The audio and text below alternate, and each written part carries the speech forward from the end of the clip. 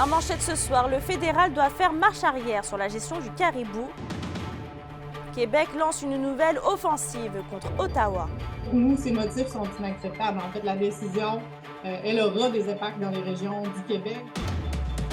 Le ministre responsable des services sociaux inaugure le centre de crise à Malartic. Et de nouvelles infrastructures dans la communauté de Québec.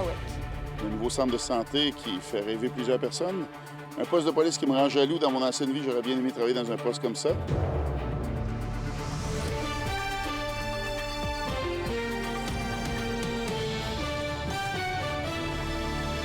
Bonjour tout le monde et bienvenue parmi nous. Dans le dossier du caribou forestier, le gouvernement Legault a envoyé une lettre plus tôt ce matin au ministre fédéral de l'Environnement pour dénoncer le futur décret visant à protéger les populations de l'espèce, dont on a une copie d'ailleurs. Mais Alexandre, c'est quoi l'objectif derrière cette lettre? Oui, c'est simple, c'est de dire au gouvernement fédéral qu'il doit faire marche arrière. Pour les ministres québécois de l'Environnement et des Ressources naturelles, l'adoption d'un tel décret d'urgence, eh bien, ça pourrait provoquer des pertes d'emplois importantes. On parle d'un minimum, selon eux, de 2000 emplois. Et si on se fie aux chiffres dans la lettre, le décret d'urgence représenterait une baisse directe des possibilités forestières de 6,5 % en Abitibi-Témiscamingue, contrairement aux 4 % qui étaient évoqués pas plus tard que la semaine dernière. Aussi, Québec appelle au respect du partage des compétences, notamment en rappelant que la gestion des terres publiques et des espèces qui s'y trouvent, ça relève de la responsabilité exclusive du gouvernement québécois. Le gouvernement Legault considère donc que le fédéral est tout simplement déconnecté de la réalité sur le terrain.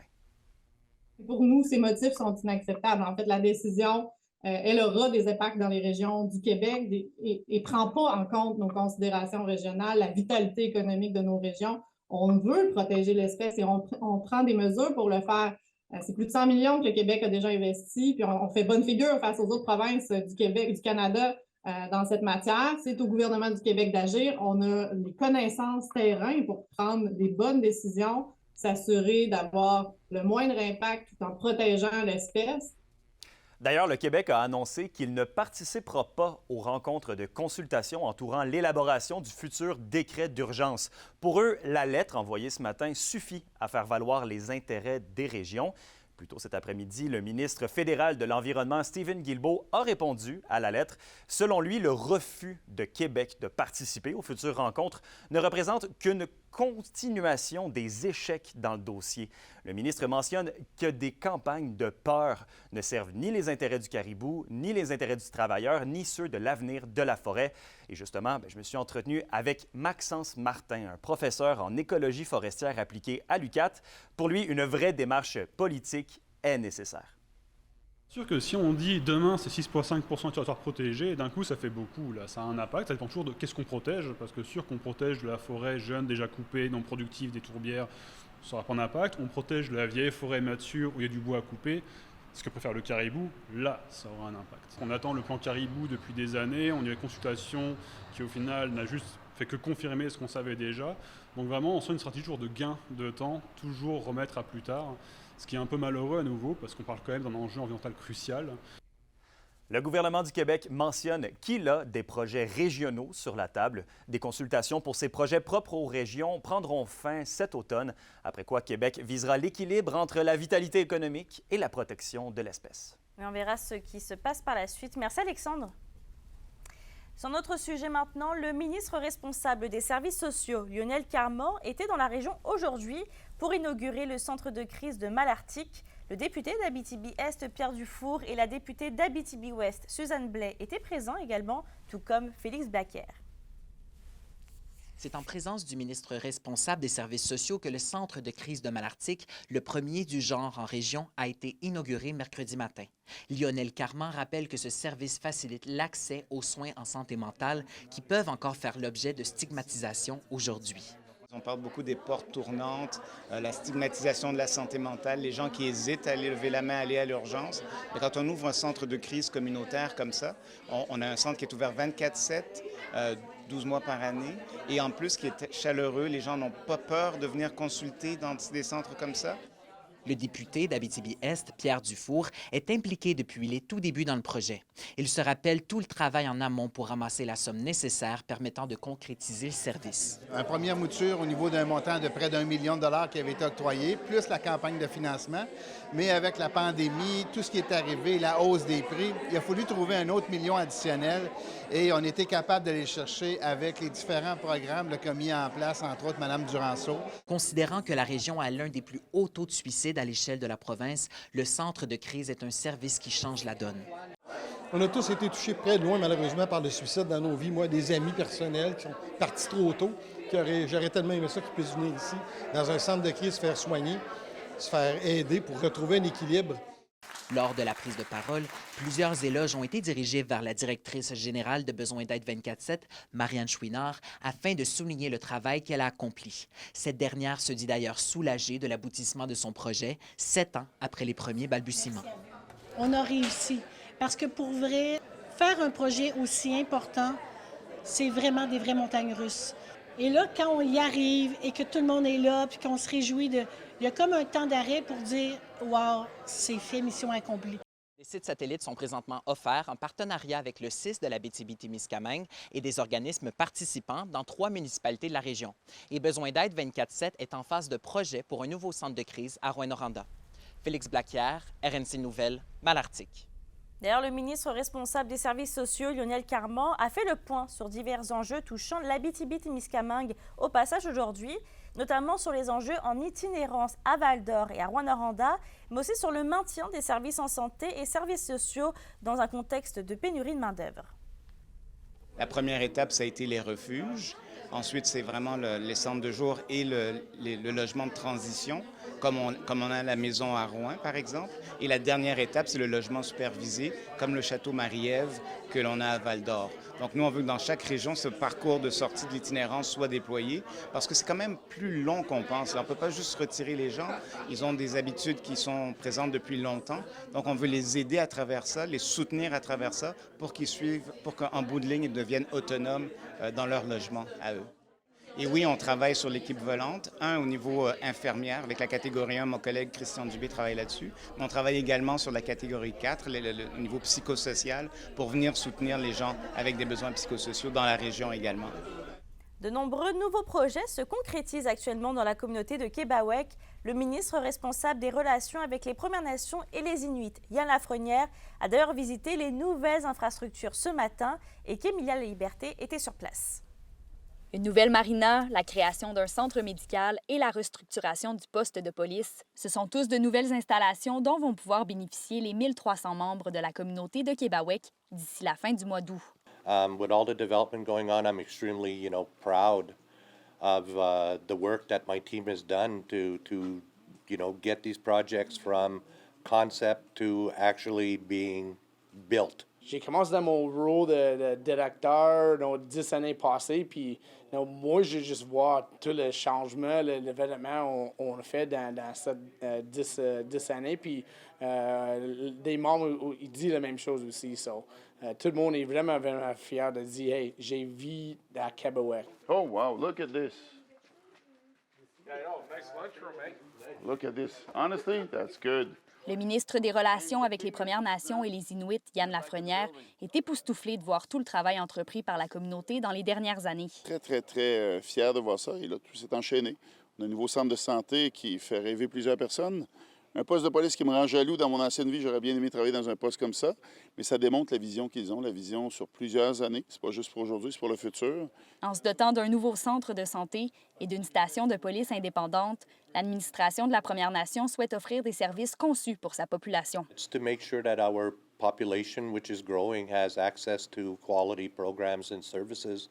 And in the case of policing, making sure that our officers and again the community is getting services that are comparable to our non-Indigenous neighbors. Québec a dû attendre une dizaine d'années avant de voir les projets se concrétiser. Les efforts de la communauté sont aujourd'hui récompensés, comme l'entend le ministre Lafrenière. La communauté s'y prend en main, c'est vrai, mais il faut donner à César ce qui revient à César, c'est-à-dire le leadership.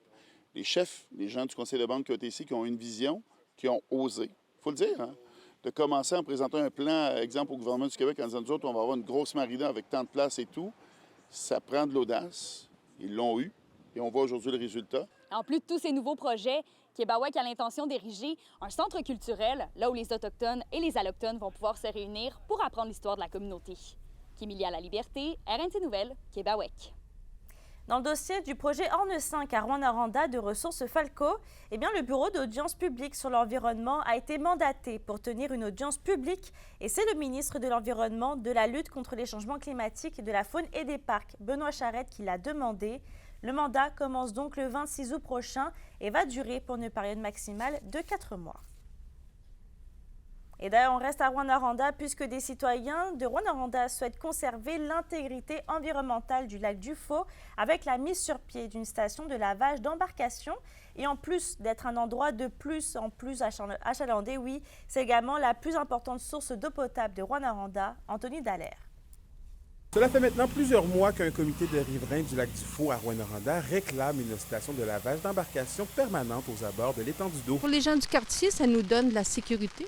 Ça a l'air de rien, parce qu'on voit passer des choses, mais je te dirais, pas tellement beau. Des fois, des bateaux qui ne sont pas nettoyés ni rien. Le problème, c'est que la localisation de la future station cause une dissonance entre les volontés du conseil de ville et les citoyens. La ville aimerait potentiellement avoir une station de lavage ici, sur le terrain à ma droite, à l'intersection du chemin des Castors et des Îles. On avait commencé à installer ici une station ici, puis là, on s'aperçoit que les citoyens du quartier nous demandent à ce qu'il soit modifié. Donc, on a mis notre projet en pause pour s'assurer d'avoir le meilleur projet aussi, que les gens l'utilisent, autant la station de lavage que le débarcadère à bateau. De leur côté, les citoyens du secteur craignent que cette décision crée un fort achalandage près de leur résidence. On s'est dit, ben oui, pourquoi qu'on n'aurait pas une autre place où qu'on pourrait dire on l'installe comme il faut?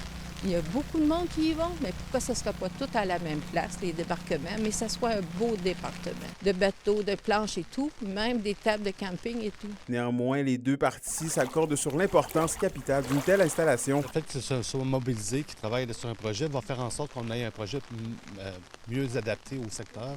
Et on essaie de viser l'ensemble des lacs de la région, parce qu'on a quand même au-dessus de 100 lacs à Rouyn-Noranda, donc que les gens s'impliquent, comme dans d'autres secteurs, je trouve ça vraiment intéressant. Ils étaient d'ailleurs une vingtaine à être rassemblés mercredi matin sur les berges du lac pour assister à une présentation d'une station portative de la compagnie drummondvilloise O0 Solutions. Le cladocère épineux, la moule zébrée et plus particulièrement le myriophile à épis sont les espèces envahissantes les plus observées. On s'est rendu compte qu'il y avait d'énormes colonies dans la partie nord du lac Dufaux, de myriophile à épis, justement. Il prend toute la place et là, c'est comme tous les êtres vivants qui sont là, les autres plantes, bien, sacrez votre camp. Le comité de riverains ainsi que le conseil de ville de Rouyn-Noranda aimeraient s'entendre quant à la position définitive de la station, qu'elle soit permanente ou temporaire, d'ici l'été prochain. Anthony Dallaire, RNC Nouvelles, Rouyn-Noranda. La production d'une fausse bière en signe de protestation face au règlement, voilà le projet de l'Association des microbrasseries du Québec et de l'Association des marchés publics du Québec. Les microbrasseries québécoises sont les seules au pays à ne pas pouvoir vendre leur bière dans les marchés publics en raison d'une loi désuète. 5 microbrasseries de l'Abitibi-Témiscamingue ne peuvent donc pas accéder aux 154 marchés publics reconnus au Québec, dont 7 qui sont situés dans la région.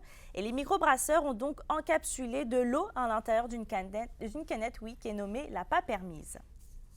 Vos réponses à la question du jour TVA. Une présentation de la clinique infirmière Nord-Ouest partout dans la région. Nous vous offrons des consultations rapides avec des infirmières et infirmières praticiennes spécialisées et un nouveau service de téléconsultation. Contactez-nous pour plus d'informations ou visitez notre site web. Et à la question du jour, on vous demandait pour ou contre les bières de microbrasserie dans les marchés publics de la région. Vous avez répondu pour à 84%.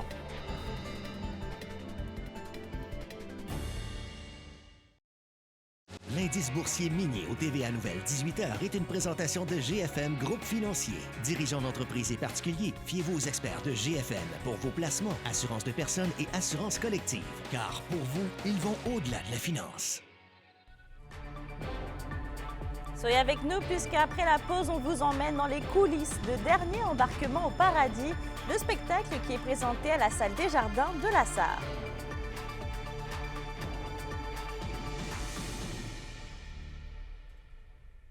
Les SADC de l'Abitibi-Témiscamingue et du nord du Québec vous présentent la bonne nouvelle économique TVA. La 5e saison du marché public de Barrault est officiellement commencée et se déroulera les vendredis jusqu'au 13 septembre. Cette année, plus d'une quinzaine de producteurs, agrotransformateurs et artisans sont attendus pour nous faire découvrir leurs produits et créations. Le marché public de Barrault est fier de participer à la promotion des produits agroalimentaires et artisanaux de la région.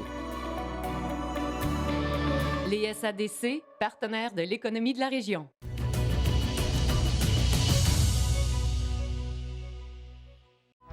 La chronique culturelle vous est offerte par la troupe à cœur ouvert qui vous présente cet été Dernier embarquement au paradis. Et justement, les représentations du spectacle Dernier embarquement au paradis se poursuivent. Et Justine, vous nous amenez aujourd'hui dans les coulisses du spectacle. Je vous l'ai déjà mentionné auparavant, je fais partie de la troupe à cœur ouvert qui présente cet été Dernier embarquement au paradis à la salle des Jardins de la Sarre. Ça veut dire que j'ai accès à plein de contenus inédits juste pour vous. Alors embarquez avec moi, là, on fait un petit voyage dans le temps. On retourne la semaine dernière, le soir de la grande première, dans les coulisses. Daniel, on voit des décors originaux du Paradis du Nord dans le hall d'entrée. Pourquoi vous avez gardé ça pendant toutes ces années? Bien, écoute, il y avait une possibilité, au moment où on a arrêté, en 2011, de revenir avec le Paradis. En 2017, parce qu'on avait comme lancé l'idée le soir de la dernière de 2011, mais on avait laissé sous-entendre que le Paradis du Nord était pour revenir. Donc, tous les accessoires, les costumes, les décors ont tous été entreposés pendant toutes ces années-là. Alors, c'est pour ça que c'est le fun. Les gens vont pouvoir voir avec quoi les comédiens jouaient dans le temps. Et maintenant, c'est le moment d'aller faire un petit tour dans les loges. Vous le voyez, les femmes se mettent belles et se crêpent le chignon, mais ce que vous savez pas, c'est que les hommes aussi ont besoin de se pouponner. Donald, même les gars, ça se maquille dans la troupe à cœur ouvert? Ben oui. Écoute, ça fait 40 ans qu'on se maquille comme ça. Il faut être beau pour être pour la scène, pour faire un bon spectacle. C'est quoi ça change pour les spectateurs d'avoir du maquillage? Ben, c'est surtout à un moment donné pour les gens, à un moment donné, la luminosité, puis avec les éclairages, puis tout ça. Fait qu'on a du fond de teint spécialement là, pour rehausser un peu notre teint, puis le maquillage, les yeux, tout ça. Donc, à ce moment-là, ben, c'est un plus pour le spectacle. Donc, on se maquille. Rémi, c'est ta première année dans la troupe à cœur ouvert. Comment tu trouves ça? Ah, je trouve ça tellement trippant. L'organisation est tellement le fun. On est chanceux d'avoir ça en région. Puis pour vrai, ça va être trippant. Le maquillage est plus dur un peu à faire, mais un coup sur la scène, on va avoir bien du fun. Tu viens même de Rouyn-Noranda pour venir jusqu'à la Sarre à chaque pratique, à chaque fois. Fait que ça te tentait vraiment de le faire. Là. Ah, vraiment, tu sais, je veux dire, que je vienne ici pour une demi-heure, une heure, la route, elle passe tellement vite. Là, on a tellement du fun, on passe des beaux moments. Juno, t'as 11 ans. Ça faisait plusieurs années que tu voulais faire partie de la troupe. Là. Pourquoi cette année t'as embarqué? Ben, parce que je me dis, à un moment donné, il faut que je me lance, là. Coudonc, qu'est-ce que tu fais? Allume. Puis comment tu trouves ça?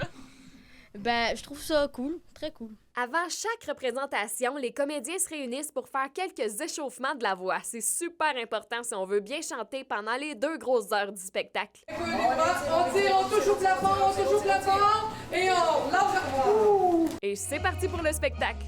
Ils sont 13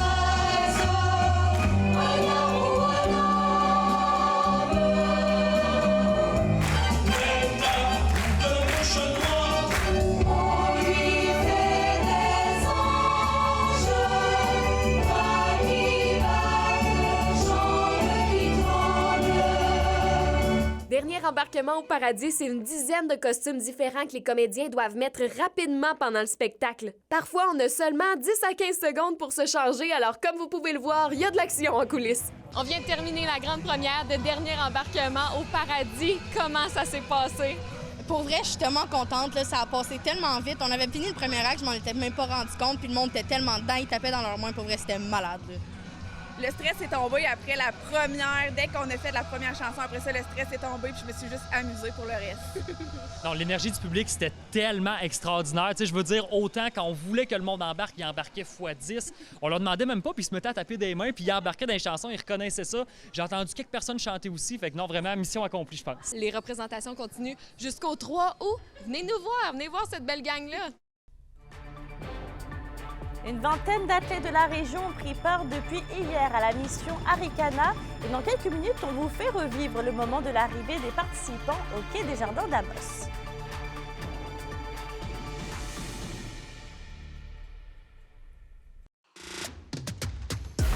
Les sports vous sont présentés par Thibaut GM, votre concessionnaire de confiance à Rouyn-Noranda, là où qualité et choix se rencontrent.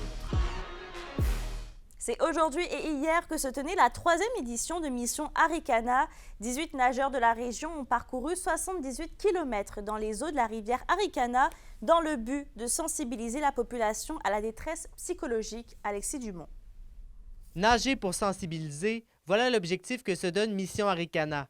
Les nageurs de la région ont bravé les pluies torrentielles de la journée pour rappeler aux gens l'importance de trouver les bonnes personnes lorsque vient le besoin d'avoir de l'aide. Premièrement, pour la cause, la santé mentale, la détresse psychologique, puis faire penser aux gens de l'importance de la sensibilisation. Quand on a besoin d'aide, de ne pas hésiter d'en demander. Quand ça va pas, il faut juste en parler. Quand on nage, on se sent un peu isolé, on se sent un peu tout seul aussi. Ça fait que c'est une belle association entre la cause et l'activité qu'on fait. Cette mission-là, c'était dans le... Il n'y a pas d'argent là-dedans, il y a pas de... C'est vraiment juste de sensibiliser les gens à demander de l'aide. Enjeu important de la société, la porte-parole de Mission Arikana tient à ce que les gens soient bien conscients des outils mis à leur disposition. D'être capable de communiquer puis d'oser en parler, même si ça nous rend inconfortable. Puis, fait que la mission première, c'est de sensibiliser les gens à... Il y a des ressources, il y a des moyens, puis il faut en parler. Quelques petites nouveautés étaient à l'honneur pour cette 3e édition. Cette année, on avait 2 kayakistes qui nous ont suivis. Ça a vraiment fait une grosse différence parce qu'il arrive plein d'imprévus au travers de ça. L'année passée, dans le lac Malartic, à un moment donné, je me suis revirée, puis il n'y avait plus de ponton, il y avait plus, puis il y avait de la vague. Fait que, tu sais, là, d'avoir tout le temps un kayak à côté de nous, tu sais, c'est rassurant. La tenue de l'événement pour une 4e édition l'an prochain reste à confirmer, mais l'intérêt de continuer pour 2025 est bien présent. Alexis Dumont, RNC Nouvelles, Amos. La météo, une présentation de Nicoloto de la Sarre, la capitale du pick-up. Vous y trouverez toujours le meilleur choix, toujours le meilleur prix. Et à la météo, Justine, on va garder nos parapluies assez proches pour demain. On en a vraiment eu besoin toute la journée, alors faites-les sécher comme il faut ce soir. Mais comme vous l'avez mentionné, Mélissa, pas trop loin parce que vous allez en avoir besoin demain. Ce soir et cette nuit en Abitibi, c'est encore de la pluie qui nous attend de 10 à 20 mm et même un risque d'un orage, tout ça accompagné d'un minimum de 13. Et au Témiscamingue, aussi de la pluie avec un petit risque d'orage et un minimum de 14. Demain, au nord et au sud, ça va être des averses qui vont cesser vers la moitié de la journée. Après, ça va être dégagé avec un maximum de 24. Et un petit aperçu pour vendredi, là, le soleil va être de retour partout dans la région avec un beau maximum de 25. Profitez-en juste à temps pour le week-end. Le soleil se repointe le bout du nez. Super, merci Justine. Avant de se quitter, la boulangerie artisanale Le Saint-Honoré au centre-ville de Rouyn-Noranda fermera ses portes le 23 août prochain pour laisser place à un nouveau projet à l'intérieur du bâtiment. Je voulais aussi terminer avec une campagne de sociofinancement GoFundMe qui vient d'être lancée pour que le cinéma de la Sarre renaisse de ses cendres. Sur ce, je souhaite passer une belle soirée et on se retrouve demain.